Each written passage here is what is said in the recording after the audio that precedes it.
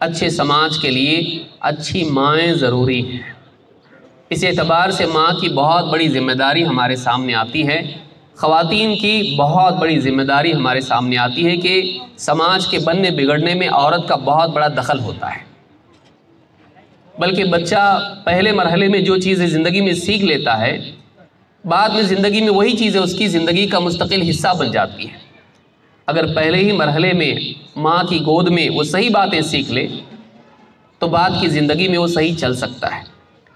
اس لیے خواتین کی بہت بڑی ذمہ داری ہے کہ وہ اپنے آپ کو بنائیں اور اپنے گھر کے اعتبار سے بھی اس بات کی فکر کریں۔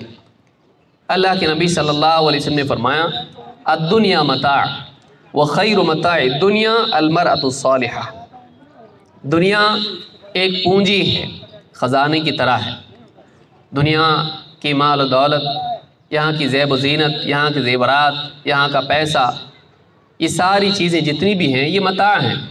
دنیا میں زندگی گزارنے کے لیے ان چیزوں کی ضرورت پیش آتی ہے، لیکن ساری چیزوں میں سب سے بہترین چیز جو انسان کی زندگی میں اس کے لیے معین و مددگار ثابت ہو وہ کیا ہے؟ آپ نے فرمایا وَخَيْرُ مَتَاعِ الدُّنْيَا الْمَرْأَةُ الصَّالِحَةُ۔ دنیا کی سب سے بہترین پونجی، کام آنے والی چیز اگر کوئی ہے جو زندگی گزارنے کے لیے انسان کے لیے مفید اور ضروری ہے، وہ ایک نیک عورت ہے، المرأة الصالحہ۔ معلوم ہوا کہ دنیا میں سب سے ضروری چیز ایک مرد کے لیے اگر کوئی ہو سکتی ہے تو وہ نیک بیوی ہے۔ اس سے یہ بات بھی معلوم ہوتی ہے کہ اسلام میں عورت کو گرا کے پیش نہیں کیا گیا ہے، بلکہ عورت کو بہت عزت دی گئی ہے اور اس کو بہت قیمتی بتایا گیا ہے۔ ایک عورت کو دنیا کے سارے خزانوں سے زیادہ قیمتی بتایا گیا ہے۔ دنیا کو متاع بتانے کے بعد ان ساری چیزوں میں سب سے بہترین متاع عورت ہے، یہ بتانا اس بات کی طرف اشارہ ہے کہ دنیا میں بڑی بڑی عمارتیں، باغات، دنیا کے خزانے، سونا چاندی، ہیرا موتی، نہ جانے کتنا کچھ دنیا میں ہے۔ بڑے بڑے خزانوں سے بڑھ کر ایک دیندار عورت ہوتی ہے۔